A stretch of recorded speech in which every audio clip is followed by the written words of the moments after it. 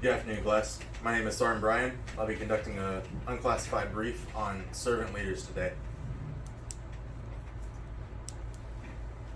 On our agenda, we'll be going over an introduction of what the class is going to have, what a servant leader is, what servant leader traits make up a servant leader,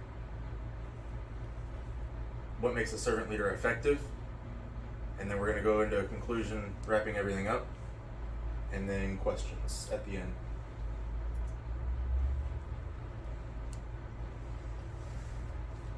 During this brief, I'll be explaining what a servant leader is. I'll be giving examples of what a servant leader is, and then I'll explain what traits contribute to being a servant leader. Finally, I'll explain what makes a servant leader effective.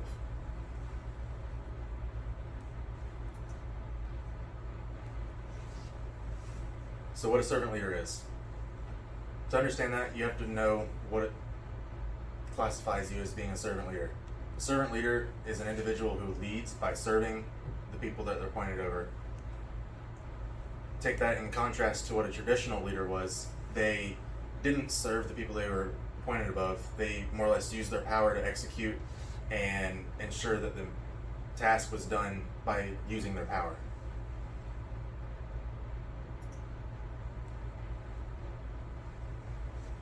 Here are some servant leader traits: good listening, practicing empathy, allowing for healing, awareness, persuasive, able to conceptualize, they're good stewards, committed to build others up, and love for the community. So good listening, it's not just listening, it's actually communication, having that common mutual understanding of what's going on and being able to get your point across to either person. Empathy, it allows for you to understand where that person's coming from, and also it allows that you don't make snap judgments on a person's character or any of those sorts of things.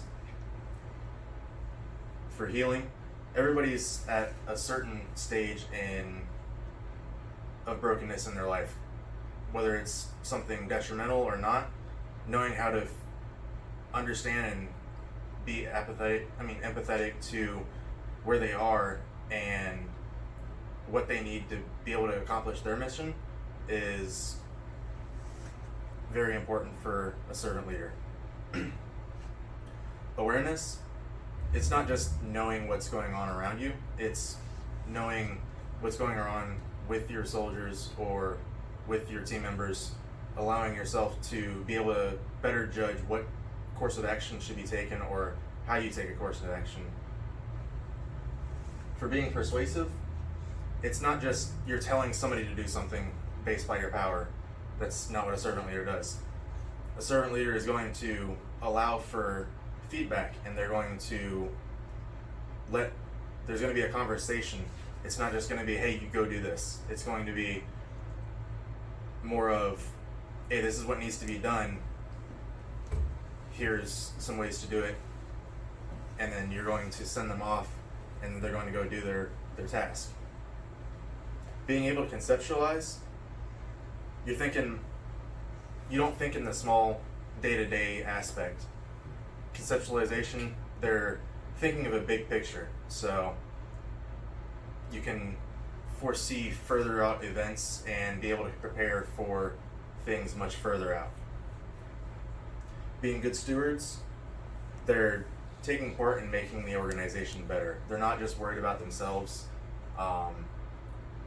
They're going to ensure that they leave the organization or team better than when they came in, or at least try to.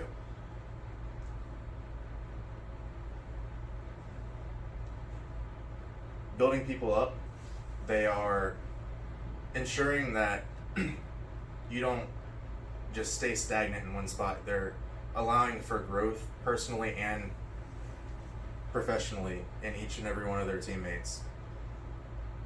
For loving the community, they are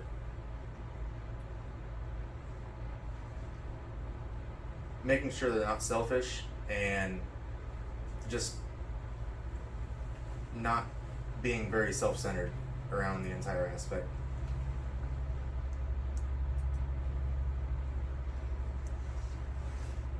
So why is a servant leader effective? One of the main parts is they have a shared sense of power with their subordinates. This allows for those subordinates to know that they have a say in what's going on and they will be heard. So it's not just demanding somebody do something. It's going to create a much better bond between servant leaders, and their subordinates. Eventually, after they've been led by a servant leader, it promotes the other subordinates to become servant leaders themselves down the road.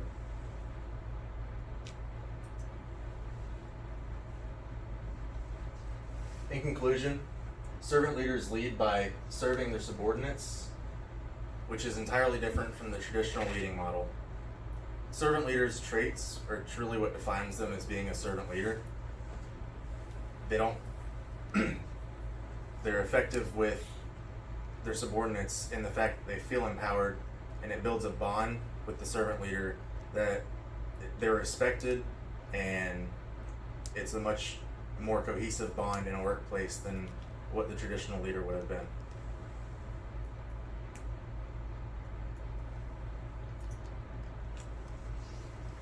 Are there any questions at this time?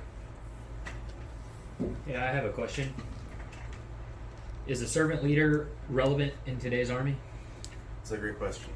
So, servant leaders in today's army are extremely relevant. Every day, you're placed in a position where you're either going to lead or you're going to be following. Being able to actually lead somebody that wants to follow you, especially in a complex environment such as the army, we don't have anything else that's going to compare. So, having that trust and that bond between servant leader and their subordinate is going to far outweigh just being a traditional leader and rattling off orders to somebody. Are there any other questions at this time? I have a question. How can we ensure that when we lead, we are servant leaders? So, in order to be a servant leader, like we showed earlier in the slideshow, I'll go back to the traits. If you are practicing all of these servant leader traits, it's going to ensure that, to the best of your ability, that you are being a servant leader. It's not common for many leaders in the traditional role to have most of these, if any of them. So, just to be able to know what each of these servant leader traits, and to be able to effectively implement them in your everyday walks. Is there any questions this time? This concludes my brief.